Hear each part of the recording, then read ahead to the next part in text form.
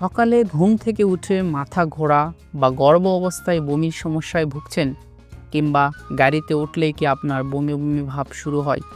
আজকের ভিডিওতে আমরা এমন একটি ঔষধ নিয়ে কথা বলবো যা এই সব সমস্যার সমাধানে ডক্টররা সাজেস্ট করে থাকেন।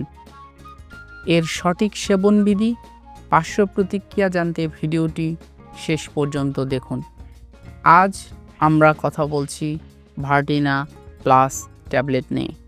জামান ফার্মেসি চ্যানেলের পক্ষ থেকে আমি শাহিনুর আলম, একজন বিএমডিসি রেজিস্টার্ড মেডিকেল অ্যাসিস্ট্যান্ট। চলুন জেনে নেওয়া যাক স্কোয়ার ফার্মাসিউটিক্যালস লিমিটেডের ভার্টিনা প্লাস ট্যাবলেট সম্বন্ধে। এই ট্যাবলেটটিতে দুটি মূল উপাদান রয়েছে।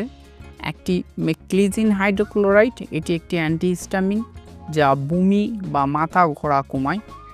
আরেকটি পাইরোডক্সি, যেটাকে আমরা ভিটামিন B6 হিসাবে জানি, এটি বমি বমি ভাব প্রতিরোধে সাহায্য করে।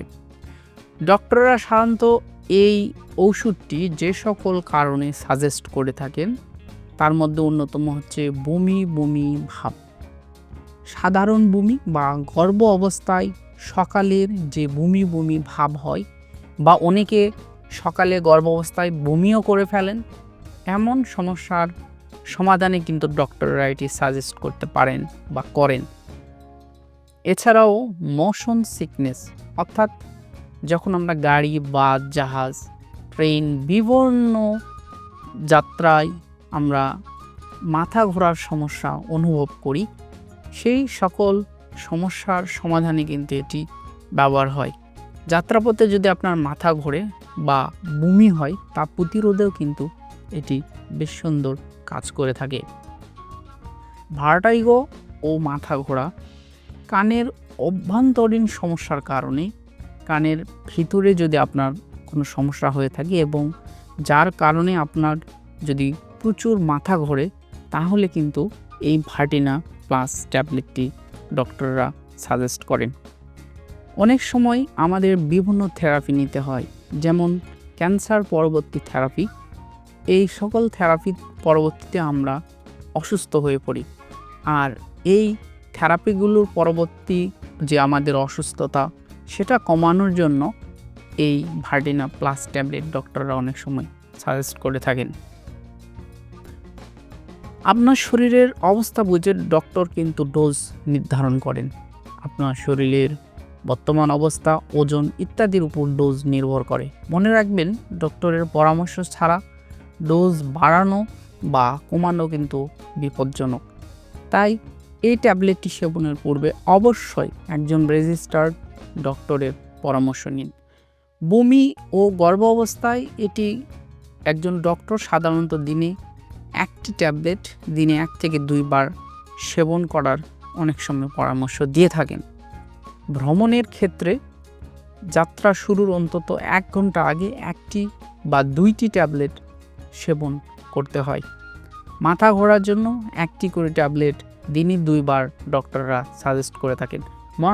মনে রাখবেন, গর্ভ অবস্থায় যদি আপনি এটি সেবন করতে চান, তবে দিনে 1 থেকে 2টি ট্যাবলেট খাওয়া যেতে পারে ডক্টরের পরামর্শ মতে। ভার্টিনা প্লাস সেবনে কিছু পার্শ্ব প্রতিক্রিয়া হতে পারে, যেমন ঘুম ঘুম ভাব বা তন্দ্রাচ্ছন্নতা, মুখ শুকিয়ে যাওয়া বা ঝাপসা দেখা। দীর্ঘদিন উচ্চ মাত্রায় সেবনে স্নায়বিক সমস্যাও কিন্তু দেখা দিতে পারে।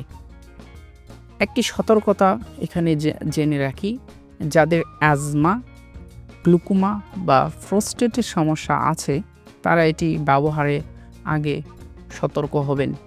এই ওষুধটি খাওয়ার পর গাড়ি বা ভারী যন্ত্রপাতি চালানো থেকে বিরত থাকা ভালো, কারণ এতে কিছুটা ঘুম আসতে পারে। চলুন জেনে নেওয়া যাক গর্ভ অবস্থা ও স্তন্যদানকালে এটির ব্যবহার সম্বন্ধে। গর্ভ অবস্থায় বমি কমানোর জন্য চিকিৎসকেরা এটিকে প্রথম পছন্দের ঔষধ হিসেবে বিবেচনা করেন, কারণ এটি নিরাপদ বলে প্রমাণিত। এমনকি স্তন্যদানকারী মায়েদের ক্ষেত্রেও এটি সাধারণত কোনো ক্ষতি করে না, তবে অবশ্যই ডক্টরের পরামর্শ ছাড়া এটি গ্রহণ করবেন না। ভিডিওটি ভালো লাগলে লাইক দিন। স্বাস্থ্য বিষয়ক এমন আরও তথ্য পেতে আমাদের চ্যানেলটি সাবস্ক্রাইব করে রাখুন। অনলাইনে ভিডিও দেখে কাউকে ওষুধ সেবনের জন্য উদ্বুদ্ধ করবেন না। নিজেও অনলাইনে ভিডিও দেখে ওষুধ সেবন করবেন না। ওষুধ সেবনের পূর্বে অবশ্যই একজন রেজিস্টার্ড ডক্টরের পরামর্শ নিন। সবাই ভালো ও সুস্থ থাকুন, নিরাপদে থাকুন। ধন্যবাদ।